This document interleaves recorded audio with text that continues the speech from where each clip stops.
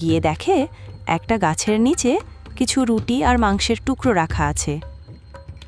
শিয়ালটি আশেপাশে তাকিয়ে দেখল একটি রাখাল কিছু গরু চড়াচ্ছে। সে বুঝল এগুলো রাখালের। শিয়ালের পেটে তখন চনমনে খিদে। তার ওপর খাবারের গন্ধে কিছুটা বহুগুণ বেড়ে গিয়েছে।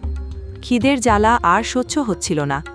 সে গপ গপ করে সব খাবার খেতে লাগল। খাবার খেতে খেতে শিয়ালের পেট হয়ে গেল ঢোল।